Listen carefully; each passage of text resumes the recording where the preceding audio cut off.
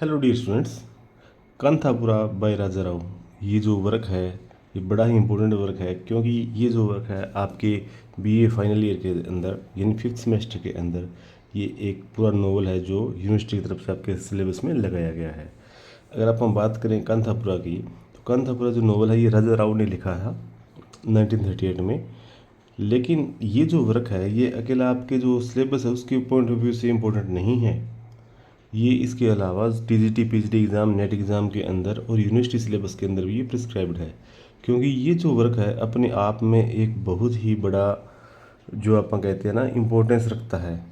जो स्वतंत्रता संग्राम हुआ था, ठीक है, उसके अंदर इस नोवेल की बड़ी ही जो इम्पोर्टेंस है वो रही है, क्योंकि जो नोवेल है ना ये 1905 से लेकर 1935-36 तक का जो टाइम कवर है ना, जो टाइम पीरियड है सारा का सारा वो कवर करती है। फ्रीडम फाइटर जो मूवमेंट हुआ था उसके अंदर किस तरह से लोगों के ऊपर ज्यादतियाँ की गई थी, ठीक है, किस तरह से लोगों को मतलब लोगों की पिटाई हुई थी, किस तरह से बेफालतू जो लोग थे वो एक सरकारी एजेंट का काम कर कर किस तरह से जो मूवमेंट था उसको मतलब ख़राब कर रहे थे। ठीक है, बहुत सी ऐसी चीज़ें हैं बच्चों जो मतलब उस टाइम जो हुई थी ना उनको अब इसमें कवर किया गया है। तो हमारा जो वर्क है ये क्या है, कांथापुरा। तो कांथापुरा के अंदर आपको पता है बच्चों की 37 प्लस करेक्टर है इसमें। कितने? 37 प्लस करेक्टर।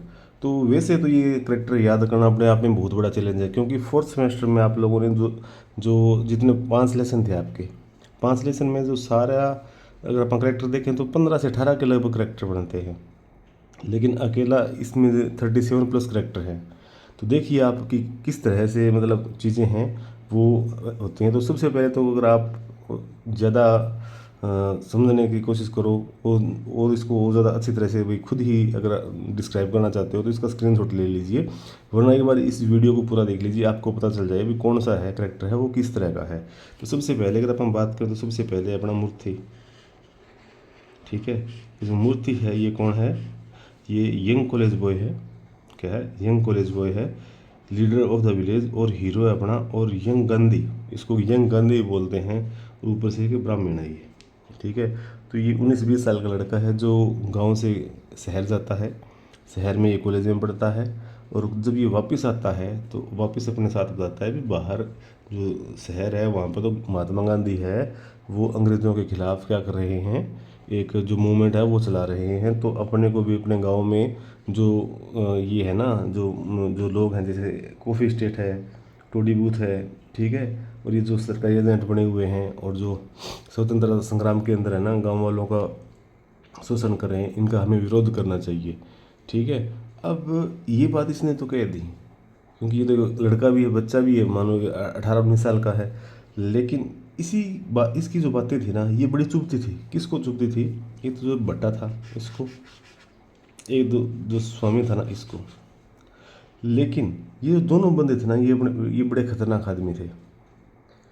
अगर इन दोनों आदमियों को दिक्कत क्या थी, क्योंकि जो स्वामी था ना ये गवर्नमेंट एजेंट था, जैसे मुखबिर होते हैं ना जो शहरों के अंदर जो पुलिस को various types of information provide करते हैं भाई कहाँ पर क्या हो गया जो उनके एरिया के अंदर, तो इस तरह से ये अगेंस्ट पेरियार, जो ये एक ब्राह्मण मतलब मान सकते हैं आप, एक उच्च कोटि खुद को मानता था।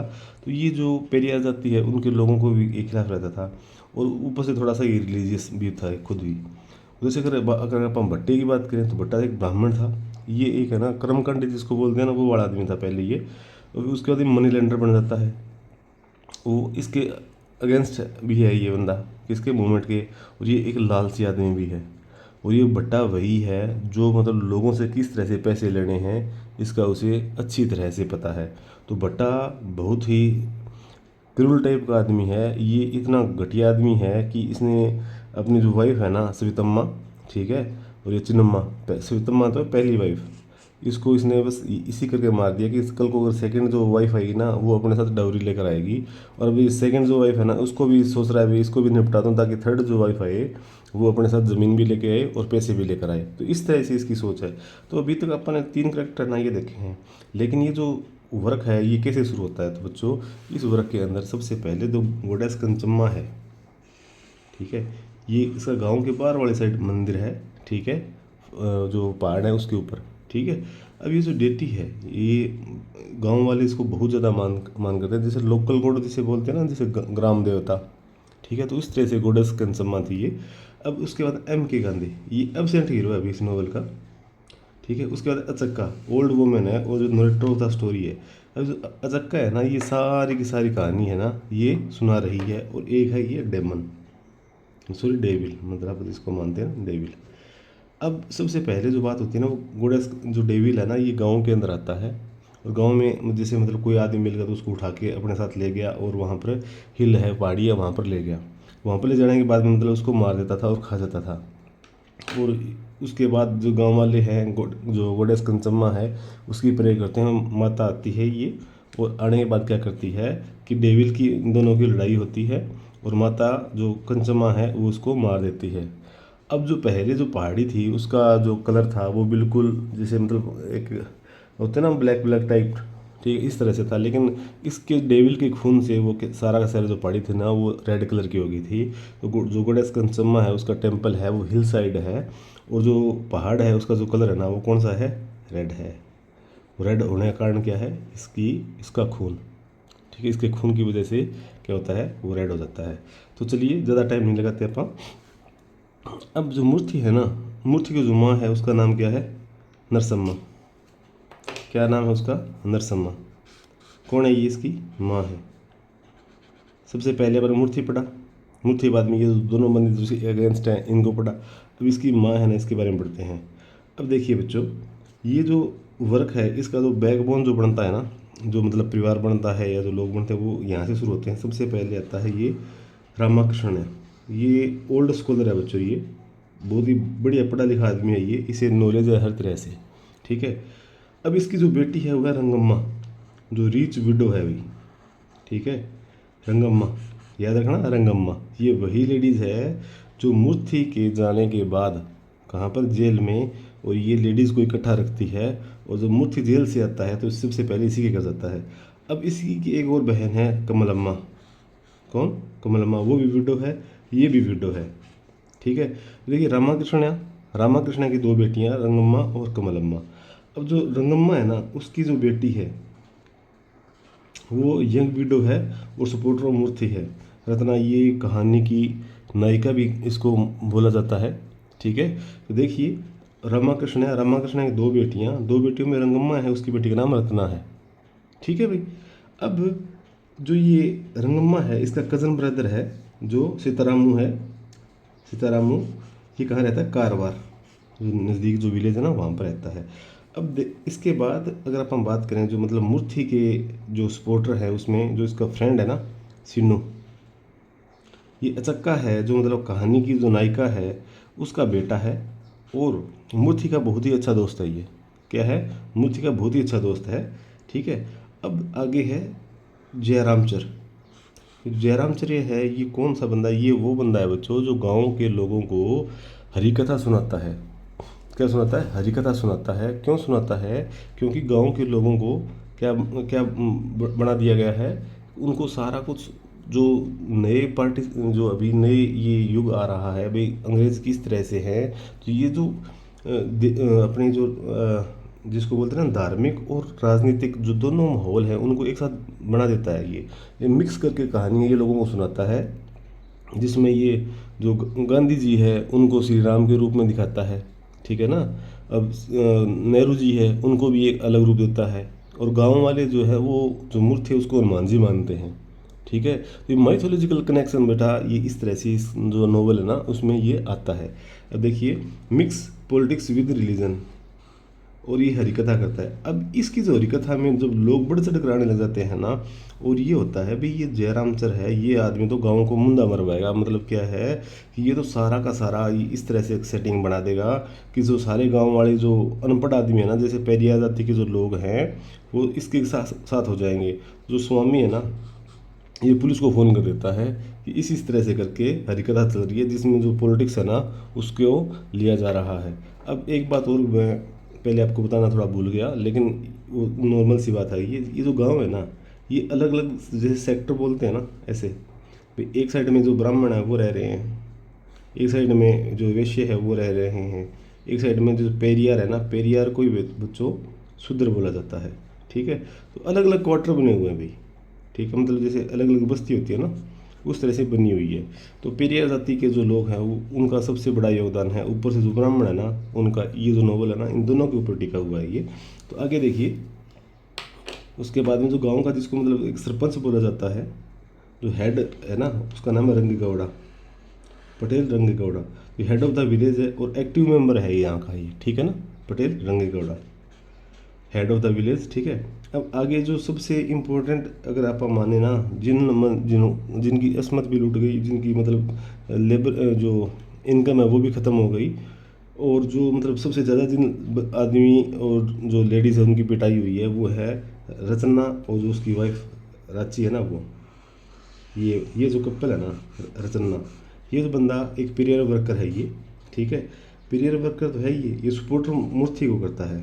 ठीक है, तो इसको है ना कॉफ़ी स्टेट है, वहाँ से इसको मतलब बाहर निकाल दिया जाता है, बाहर फेंक दिया जाता है कि तुम कोई काम करनी है यहाँ जो क्योंकि ये रचना है, ये कॉफ़ी स्टेट है, वहाँ पर क्या कर देता है, वहाँ पर ये रिवोल्ट कर देता है। रिवोल्ट जहाँ भी होगा ना, तो सबसे पहले जो नेता होता है उसको बाहर निकाला जाता है। तो ये रचना है ना, इसको ऐसे ही निकाला गया था।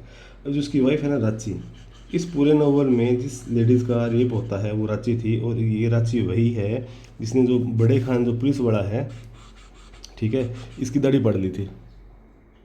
ठीक है, क्यों क्यों बड़ी थी, अब इसी के बड़े खाने इसी के ऊपर भी आएंगे भी, ये गांव वालों के साथ क्यों जेलसी करता है। तो अगर हम बात करें तो इसके बाद में जो दो बंदे और हैं जो सपोर्टर हैं, रमन्ना और नजम्मा। ठीक है, अब जो रमन्ना है वो तो मेल है। ठीक है, और जो नजम्मा है ना वो फीमेल है। ये दोनों सपोर्टर हैं और दोनों ब्राह्मण है ये। ठीक है ना, रमन्ना क्या है, मेल है, और जो नंजम्मा है ना वो फीमेल है। ठीक है, अब अगर आप आगे बात करें बड़े खान के ऊपर जब आते हैं, तो बड़े खान है वो पुलिस ऑफिसर है। ठीक है, और ये गांव के अंदर आता है, इसको मतलब जो पुलिस लाइन है वहीं से भेजा गया है। अभी जो कांथापुरा गांव है वहाँ पर जो एक फ्रीडम फाइटर जो मूवमेंट चल रहा है ना, वो बड़ा एक्टिव चल रहा है। तुम जाके वहाँ पर एक आई विटनेस बन, और जो मूवमेंट है ना उसको दबाने की पूरी कोशिश कर। जब बड़े खान आता है ना गाँव के अंदर, ठीक है, तो इसको पहले ये गांव के अंदर जाता है और जो पूछता भी मेरे को रहने के लिए घर चाहिए, जगह चाहिए। तो गांव वाले जो है, पहले तो सबसे पहले ब्राह्मण है उसको मना कर देते हैं, ये तो यार मुस्लिम है, इसकी तो बड़ी बड़ी दाढ़ी है, इसको अपन नहीं रखते, कोई इसको ब्राह्मण है वो नहीं देते अपना घर। उसके बाद में जो पेरियार है, पेरियार भी इसको मना कर देते हैं। अब इस गांव में आने के बाद में जो मतलब पुलिस चौकी है उसके लिए इसको जगह ही नहीं मिल रही है जहाँ पर मतलब ये स्टे कर सके। तो किसी ने इसको कहा कि यार तू कहीं नहीं, तू जा कॉफ़ी स्टेट। अब ये बंदा कॉफ़ी स्टेट के अंदर आया ना, तो यहाँ पर सबसे पहले इसकी जो मतलब मुलाकात है वो जो अपना साहिब है, द साहिब, इस आदमी के साथ होती है। तो ये कहता है भी कोई दिक्कत नहीं है, अपना इतना बड़ा स्टेट है, आपको रहने के लिए जगह चाहिए, आप हमारी सपोर्ट करते रहना, कोई दिक्कत नहीं है, हम आपको रख लेते हैं। तो बड़े खान है ये साहिब के नीचे आते ही दब जाता है ये आदमी, क्योंकि इसको रहने के लिए जगह चाहिए थी और बड़े साहिब जो साहिब है इसने इसको दे दी। अब बड़े खान है इसी वजह से देखो इसको जब शेल्टर नहीं मिलता, मतलब घर नहीं मिला, तो ये आदमी गांव वालों के साथ जेल से करता है। अब वो एक भी मौका नहीं छोड़ता, जब गांव वालों की पिटाई करनी हो, गांव वालों के ऊपर कोई मतलब क्या करना हो, किसी भी तरह का अगर कोई डालना हो ना, मतलब पिटाई वगैरह हो, कुछ और करना हो, या इनको अगर नीचा दिखाना हो, तो बड़े खान कोई कसर नहीं छोड़ता। तो क्योंकि इसके अंदर की है ना, क्योंकि गांव वालों ने इसके साथ ऐसा किया था। अब अगर अपन बात करें कॉफ़ी स्टेट की, तो कॉफ़ी स्टेट बड़े साहब थे ये पहले। ठीक है, ये बड़ा काइंड हार्टेड था, लेकिन अब ये या तो मर चुका है या ये यहाँ से चला गया है। तो जो साहिब है ना, ये मतलब इसका नेप्यू है, ये आता है, और ये एक बड़ा क्रूल आदमी है, और ये एक वोमनाइज़र है। ठीक है, और ये गांव वालों को सबसे ज़्यादा डर इस वजह से है कि ये कहीं रिवोल्ट ना कर दे। तो ये गांव के अंदर भाई जो लेबर है सस्ती, उसके लिए ये दो आदमियों को भेजे रखता है। भी गांव जो कॉफ़ी स्टेट है उसके लिए बढ़िया बढ़िया बात करें भी, कॉफ़ी स्टेट में टाइम टू टाइम पेंशन है, वो जो अपनी सैलरी है वो आती है, अच्छी तरह से 2 टाइम का खाना मिलता है, दोपहर में 2 घंटे सोने को मिलता है। इस तरह से मतलब नई लेबर को पकड़ने के लिए गाँव में 2-3 से आदमी ये लगाए रखता है। लेकिन ये आदमी बहुत ही क्रूर आदमी है। ये लोगों को उनकी जो सैलरीज है वो भी नहीं देता। उनके जो डेली लेबरिंग के काम है वो उसमें इतना काम लगा देता है, जैसे 12 घंटे 14 घंटे 16-16 घंटे ये आदमी ये कॉफ़ी स्टेट में काम करवाता है। ये वहाँ की सच्चाई है।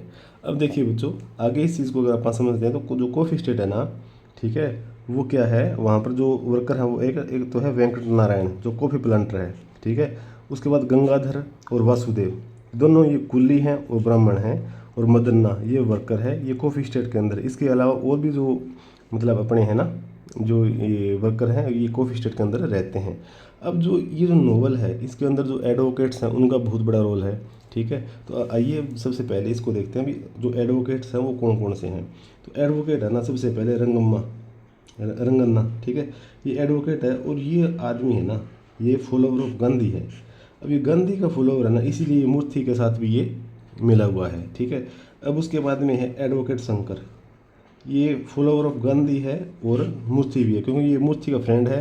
और इस नोवेल में इसका बहुत ही अच्छा रोल है, क्योंकि ये आदमी बहुत ही एक्टिव रूप में जो ये लोग हैं इनकी है ये बंदा हेल्प करता है। कौन? एडवोकेट शंकर। अब अगर बात करें, इस गांव का एकमात्र पटवारी है, जो पटवारी है उसका नाम है नंजूडिया। क्या नाम है? नंजूडिया पटवारी।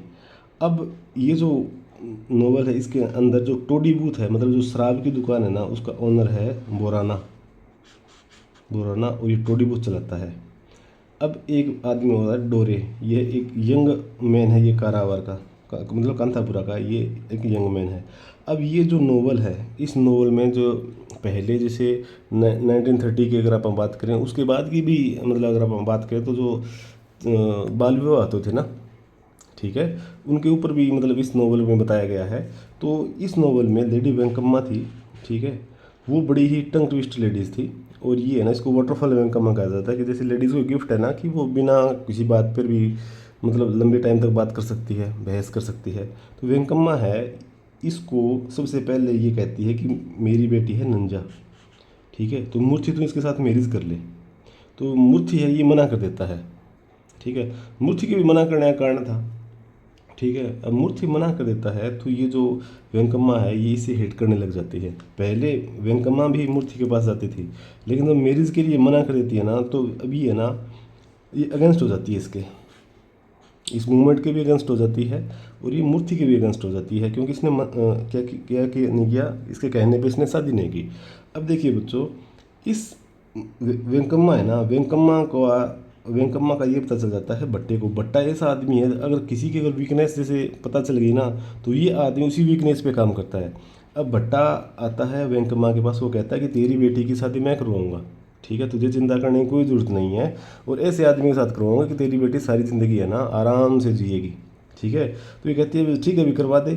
अब ये जो भट्टा है, भट्टे का दोस्त है सिनप्पा, ठीक है, ये 50 से 55 साल का आदमी है, आगे वाले दांत इसके टूटे हुए हैं, ठीक है, लेकिन ये एक एडवोकेट है, इसके पास ठीक ठाक पैसा है, ठीक है। अब वेंकम्मा ने सिनप्पा को नहीं देखा, ठीक है। अब ये नंजा है, ये हदबद ही 15 से 17 साल की लड़की है। अब उस लड़की की शादी एक मिडिल एज लॉयर के साथ होना इस नोवेल में दर्शाता है। अब जब वेंकम्मा को गांव की लेडीज़ कहती है कि यार तूने तो इतने बड़े आदमी के साथ जो तेरी मतलब हस्बैंड की उम्र का है उसके साथ तेरी बेटी की शादी करे, तुझे शर्म नहीं आती? तो मन ही मन तो जो भट्टा है उसको गालियाँ देती है, लेकिन अब करे तो करे क्या, वो कहती है कुछ नहीं है, जो सिनप्पा है ना वो एक बहुत बढ़िया लॉयर है, और जो आदमी है ना इसके तो दांत ये तो गिर गया था इसलिए इसके टूट गए, बाकी कोई दिक्कत नहीं है, कोई बूढ़ा आदमी थोड़ी ना है। मतलब ये अपनी जो चीज़ें हैं उनको छुपा रही है, ठीक है, लेकिन मन ही मन इसको गाली दे रही है। तो देखिए किस तरह से ये जो आदमी है भट्टा है, इसने गांव का भट्टा बिठाने में कोई कसर नहीं छोड़ी है। अभी इस आदमी को ये पता चल गया भी एडवोकेट है ना, उनका गांव के अंदर जो कानूनी जो सलाह लेते हैं उसके अंदर बड़ा अच्छा रोल है। तो ये गांव से जो शहर से एक एडवोकेट ले आता है, गांव वालों को जब भी कोई मतलब किसी को कोई भी काम है सरकारी जो नॉलेज लेनी है तो इस चीज़ के ये पैसे लेता है। पहले ये हर एक गाँव में घर में जाकर कर्मकांड का काम करवा के आता था, लेकिन अब भट्टा है वो जो अपर कैटेगरी के जो लोग हैं ना जो ज़्यादा पैसा देते हैं उन्हीं का केवल काम करता है। तो देखिए कि भट्टा किस तरह से ये काम है ये कर रहा है। अब आगे है रंगे शास्त्री, ठीक है। अब ये भी एडवोकेट है, इसने जो टेम्पल है ना वो खोल दिया सबके लिए, पेरिया जाति है ना उनके लिए भी, और ये बोला है भाई जो मंदिर है ना वो हर एक कोई भी आदमी यहाँ पर आ सकता है, ठीक है ना। अब देखो बच्चों, अब इस तरह से जो चीज़ें हैं ना वो रही हैं, तो ये सारा का सारा सारे करेक्टर हैं। आप इस वीडियो को 2 से 3 बार देखोगे तो आपको ये सारे क्लियर हो जाएंगे। आप लोग इंटरलिंक बनाकर है ना आपस में, जो मूर्ति है ना इसके साथ कौन सा बंदा किस तरह से कनेक्ट था, अगर आप लोग करोगे तो ये आपको याद हो जाएंगे। वरना बच्चों 37 करेक्टर याद करना अपने आप में बहुत बड़ी बात होती है। एक बात और कोशिश करो कि आप इसका दोबारा से एक बार स्क्रीनशॉट और ले लो, ठीक है। इनको समझो, जो भी आपको चीज़ समझ नहीं आती आप कमेंट में लिख दीजिए, मैं आपको वो सारी सारी चीज़ें वो प्रोवाइड कर दूंगा। मैं कोशिश करूंगा कि एक एक जो जो करेक्टर है इनका करेक्टर स्केच भी आपको मैं बनाना सिखा दूंगा, ठीक है। तो आप लोग इस जो वर्क है इसको, ये मतलब ये वीडियो इसको 2 से 3 बार देखोगे तो सारे सारे करेक्टर आपको याद हो जाएंगे। आप है ना खुद भी इन जो चीज़ें हैं ये एक बार लिख कर जरूर देख लेना, ठीक है। फिर भी कुछ समझ में ना आए ना तो मेरे से आप लोग पूछ लेना। आप टेलीग्राम पे भी मतलब मेरे को मैसेज कर सकते हो, आप मेल भी कर सकते हो, आप कमेंट भी कर सकते हो, ठीक है। तो किसी भी तरह की चिंता करने की कोई ज़रूरत नहीं है। ये जो चीज़ें इनको समझिए और आपको जो आपका जो लेसन है ये आपको ये याद हो जाएगा। चलो ठीक है बच्चों, ऑल दी बेस्ट।